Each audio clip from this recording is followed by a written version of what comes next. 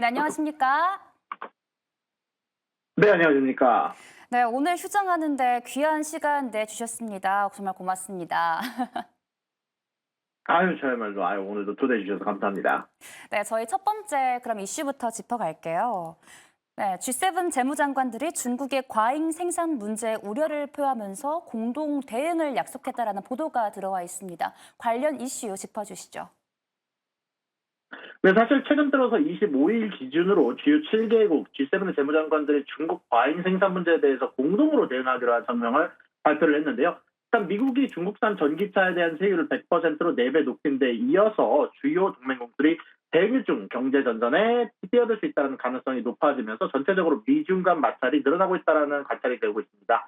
자, 이게 중요한 거는요, G7뿐만이 아닙니다. 이제 멕시코와 칠레, 브라질이 최근 중국산 철강에 대한 관세율을 인상한 것과 일부 라틴 국가들이 중국산 철강 관세율을 2배로 올렸고, 콜롬비아도 그 중국 철강 제품에 대해서 고율 관세를 매길 것이라고 블룸버그가 전달하기도 했었는데요. 결국 이렇게 중국이 지속적으로 견제를 당하고 있는 가운데 안에서 중국이 회복세로 들어갔다라는 모양새도 관찰이 되고 있는데, 이 두 가지가 사실상 중국산 주식들에 대해서 전체적으로 좀 역방향과 그리고 정방향으로 좀 전체적으로 순풍이 불지 아니면 역풍이 불지 조금 얘기를 하기 어려운 상황으로 몰고 가고 있는 것으로 관찰이 좀 되고 있습니다. 네, 방금 G7 관련해서 이야기를 해주셨는데 또 오늘까지 미국 메모리얼 데 연휴를 보내고 내일 뉴욕 증시가 개장을 하면 미 증권거래 정산이 변화된다는 블룸버그 통신의 보도가 나왔습니다. 정확히 어떤 내용을 의미할까요? 네, 일단은 원래는 지금 여러분들이 주식을 사시게 되면은요, 일단은 원래 이게 기본적으로 미국에 사시는 분들 기준으로는 원래는 T 플러스 2라고 해서 원래 오늘 거래를 하시게 되면 여기에 대한 주식과 돈을 준비하는데 이틀의 시간을 주고 이틀 안에 주식과 돈을 갖고 와서 거래가 이제 되는 시스템인데요. 원래 이 시스템에 대해서 예전에 게임스탑 사태 때 증거금이 부족한 사태가 이루어지기도 했었죠.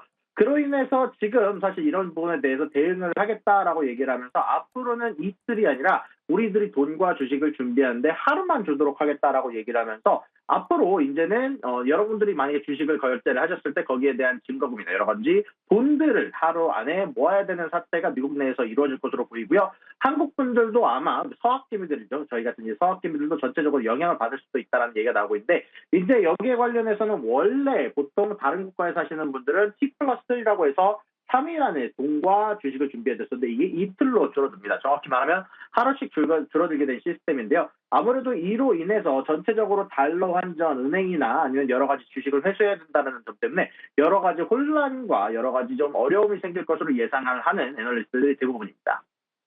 네, 내일 뉴욕 증시 개장할 때 미국 증시 투자하시는 분들 꼭 주목하시면 좋을 것 같습니다. 그 다음 질문 이어가겠습니다.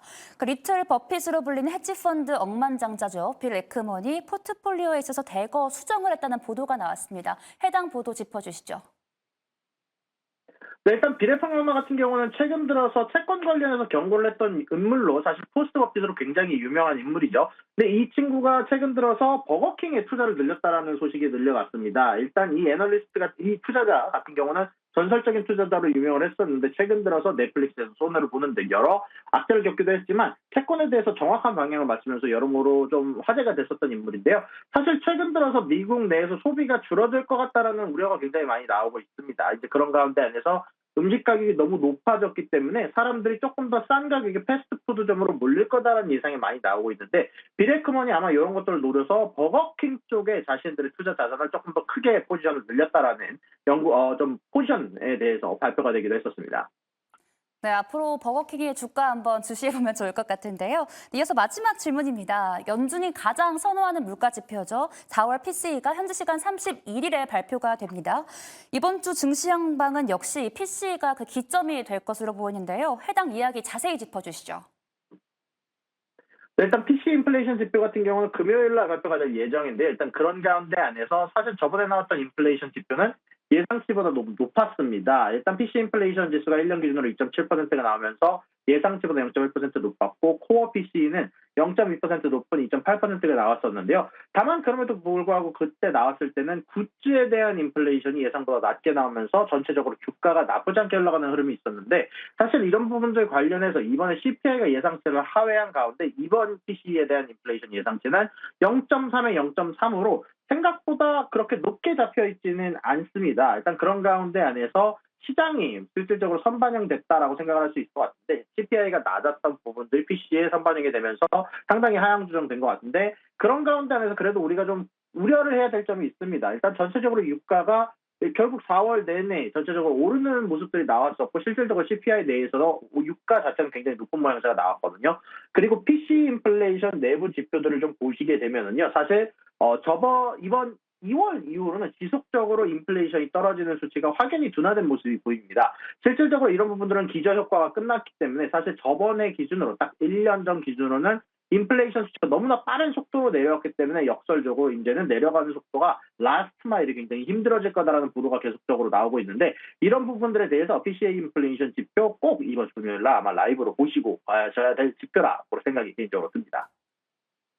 네, 4월 내내 물가가 오르는 모습을 보였고 또 인플레이션이 급속도로 내려왔기에 해당에 관련해가지고 금요일까지 지켜보시면 좋을 것 같습니다. 오늘은 여기서 마치겠습니다. 지금까지 뉴욕 증시 경제 전문 유튜버 유선남님과 함께했습니다. 고맙습니다. 수고하셨습니다.